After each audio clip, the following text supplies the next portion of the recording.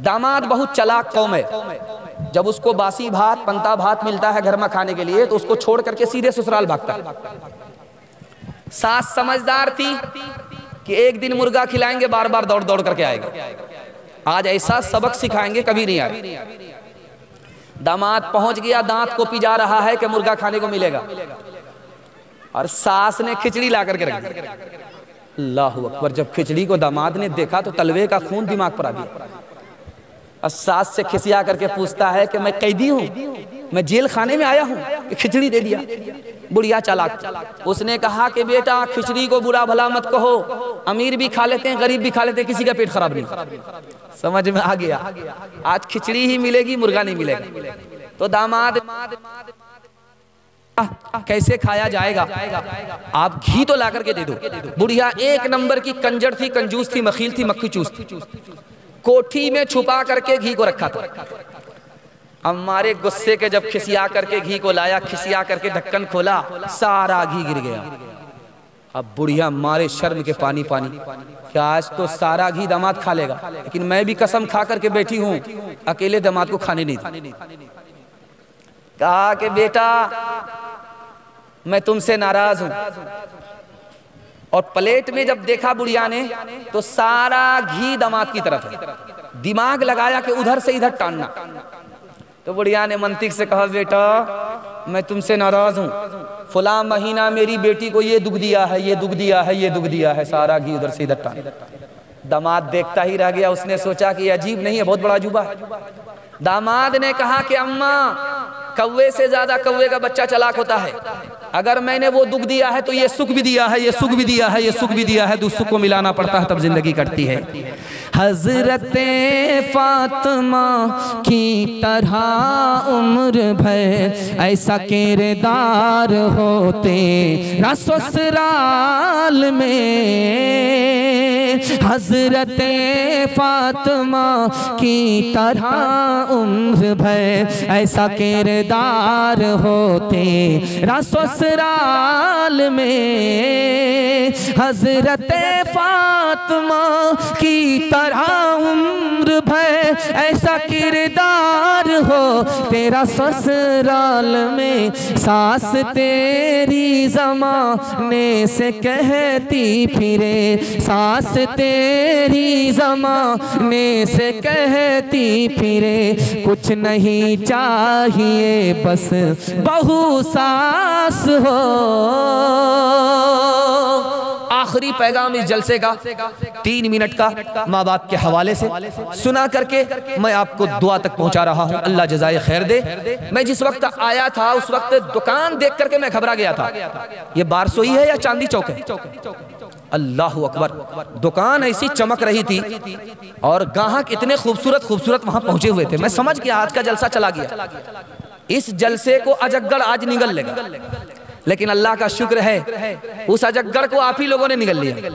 वो बेचारा पछताता होगा कि सारे ग्राहक तो जलसा में बैठे हुए और वो मक्खी उड़ा रहा हो। खैर माशाअल्लाह आपकी जवान मर्दी ने इस जलसे को जलसा बना दिया। लेकिन मेरा मशवरा यही है कि चाय की दुकान के अलावा किसी दुकान को भी अगर आना चाहता है तो आने दीजिए, अगर नहीं मानता है तो आने दीजिए, वरना सिर्फ चाय के दुकान की इजाजत दीजिए, वरना मेला हो जाएगा जलसा आपका। और जैसे हिंदुओं का त्योहार मेले के नाम पर बर्बाद हो गया, आपका जलसा मेला और दुकान के नाम पर बर्बाद हो जाएगा। इसलिए आइंदा कमेटी की यह जिम्मेदारी है, भाई सारी दुकान नहीं होनी चाहिए, ये जलसा हमारा, तुमको तिजारत करने के लिए जिंदगी भर है, लेकिन हमारा जलसा एक ही दिन के लिए। अगर ये भी बर्बाद हो जाएगा तो हम बर्बाद हो जाएंगे। इसलिए इंशाअल्लाह इस पर अमल करेंगे। हाथ उठाइए, एक कान से सुनकर दूसरे कान से निकालेंगे इंशाअल्लाह। खैर माशाअल्लाह।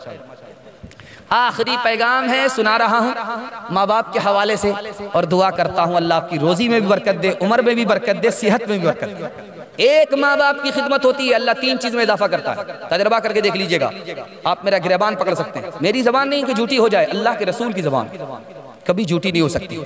सूरज पूरब से पश्चिम से तुलू हो सकता है, लेकिन हमारे नबी की जबान झूठी नहीं हो सकती। एक माँ बाप की खिदमत पर अल्लाह ताला आपके 3 चीजों में इजाफा करेगा, उम्र भी बढ़ा देगा, रोजी भी बढ़ा देगा, सेहत भी बढ़ा देगा।